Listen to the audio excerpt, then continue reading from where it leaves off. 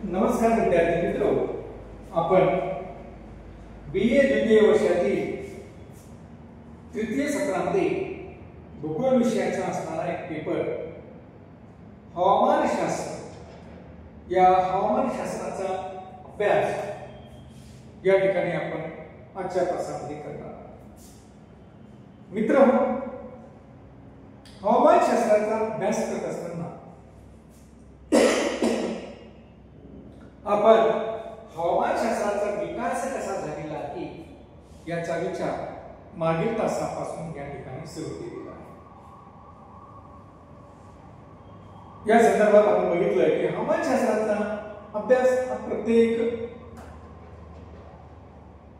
शेतकरी, दर्यावरील लोक किंवा कामगार लोक हे हवामानशास्त्राचा अभ्यास हे अगदी जुन्या काळापासून या ठिकाणी करत आलेले आहे। निश्चित अनौपचारिकरित्या हे अभ्यास करत होते, कारण मी तुम्हाला सांगितलं की भारतामध्ये जुन्या काळामध्ये हवामानाचा अंदाज घेतला जात होता। म्हणजे हवामानाचा अंदाज घेण्यासाठी विशिष्ट असे अनुमान लावले जात होते। आपण पाहतोय की पंचांगाचा आधार घेऊन हवामानशास्त्र त्या ठिकाणची वातावरणाची परिस्थिती कशी आहे, राहणार आहे याचाही अंदाज अगोदरच्या काळामध्ये आपले जे काही पूर्वज आहे हे पूर्वज घेत होते। परंतु खऱ्या अर्थानं मी तुम्हाला सांगितलं की त्याचा औपचारिक पद्धतीने अभ्यास करण्याचे काम हे इसवी सन पूर्व काळामध्ये ग्रीक लोकांनी या ठिकाणी केलेलं आहे। ग्रीक लोकांनी या हवामानाच्या अभ्यासाला सुरुवात करायचे काम या ग्रीक लोकांनी औपचारिकरित्या या ठिकाणी केली। आणि आपण बघतोय की त्यांनी क्लायमा म्हणजे पृथ्वीचा उतार आणि या उतारानुसार वातावरणात होणारे बदल त्या ठिकाणच्या विभागामध्ये जे काही बदल होतात यांचा विचार त्यांनी क्लायमा आणि या क्लायमापासून तयार झालेला क्लायमेट म्हणजेच हवामानाच्या दृष्टिकोनातून या ठिकाणी करण्याचा प्रयत्न त्यांनी या ठिकाणी केला। मागील तासामध्ये आपण बघितलं की ग्रीक लोकांनी हवामानाचा अभ्यासाला सुरुवात करत असताना त्यांनी सांगितलं की पृथ्वीवर 5 विभाग आहेत। पृथ्वी 5 विभागांमध्ये विभाजित झालेली आहे। त्यामध्ये एक विभाग उष्णकटिबंधीय प्रदेशाचा, 2 विभाग समशीतोष्ण प्रदेशाचे आणि परत 2 विभाग हे शीतकटिबंधीय प्रदेशाचे, असे 5 विभाग हे या पृथ्वी तलावर या पृथ्वीवर आपल्याला दिसून येतात। आणि त्यानुसार मग त्या ठिकाणचं असणारं हवामान हे वर पाहता दिसतं। असं अभ्यास ग्रीक लोकांनी अगोदरच्या काळामध्ये या ठिकाणी केला। त्यानंतर या ग्रीक लोकांच्या काळामध्ये हिपोक्राटस आणि अरिस्टॉटल नावाचे 2 विचारवंत या ठिकाणी होते। या 2 विचारवंतांनी, त्या 2 शास्त्रज्ञांनी, 2 तत्ववेत्यांनी या भूगोलाच्या अभ्यासामध्ये, भूगोलातील या हवामानशास्त्राच्या अभ्यासामध्ये योगदान दिलेलं आपल्याला दिसतं। कारण जगामध्ये जर आपण बघितलं तर या ग्रीक लोकांमध्ये ही जे काही 2 बुद्धिवादी लोक होते, 2 विचारवंत होते, 2 तत्ववेत्ते होते, या तत्ववेत्यांनी देखील या हवामानशास्त्राच्या विकासामध्ये महत्त्वाचे योगदान दिले आपल्याला दिसतं। हिपोक्रेटस नावाच्या या ग्रीक शास्त्रज्ञाने इसवी सन पूर्व 400 वर्ष अगोदर त्यांनी हवा,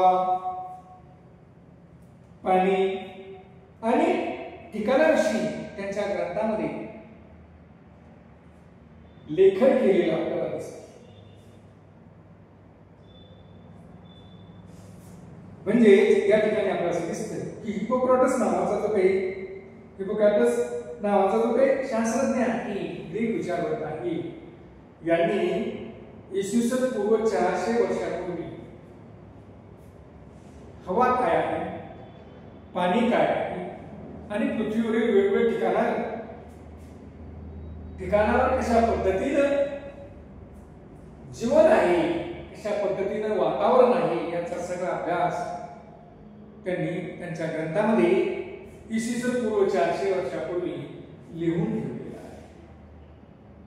म्हणजे त्यांनी पृथ्वीवरील असणाऱ्या हवेचा अभ्यास करायला सुरुवात केली आहे. त्याचबरोबर पृथ्वीला असणाऱ्या पाण्याच्या पाण्यासंदर्भात विचार करायला सुरुवात केली होती आणि ठिकाणानुसार कसे बदल होतात त्याचंही लेखन त्यांनी त्यांच्या ग्रंथामध्ये करण्याचा प्रयत्न या हिपोक्रॅटस नावाच्या शास्त्रज्ञाने इसवी सन पूर्व 400 वर्षापूर्वी या ठिकाणी केलेलं आपल्याला दिसतं.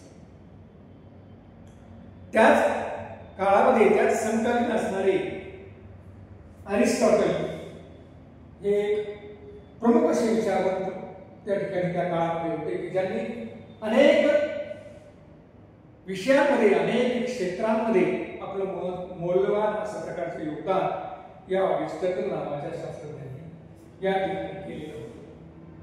त्यांनी त्या काळामध्ये म्हणजे इसवी सन पूर्व 350 वर्षापूर्वी त्यांनी वेगवेगळ्या विषयाच्या संदर्भामध्ये लेखन केलेलं होतं. वेगवेगळ्या विषयाच्या संदर्भात त्यांनी अनेक ग्रंथ या ठिकाणी लिहिलेले होते. तशाच प्रकारचा ग्रंथ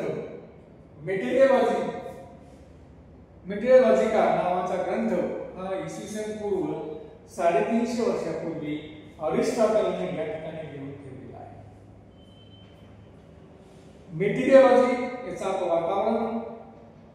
वातावरण शास्त्राच्या संदर्भामध्ये म्हणजेच हवामानाच्या संदर्भामध्ये त्या काळामध्ये लिहून ठेवण्याचे काम, त्याचा अभ्यास करण्याचे काम, अभ्यास किंवा लेखन करण्याचे काम हे अरिस्टॉटल नावाच्या शास्त्रज्ञाने 350 वर्षापूर्वी इसवी सन पूर्व 350 वर्षापूर्वी या ठिकाणी केलेला आपल्याला दिसून येतं. म्हणजे त्यांनी देखील एक महत्त्वपूर्ण असा ग्रंथ लिहून या हवामान शास्त्राच्या अभ्यासाला खऱ्या अर्थानं औपचारिकरित्या सुरुवात केलेली आपल्याला दिसून येते.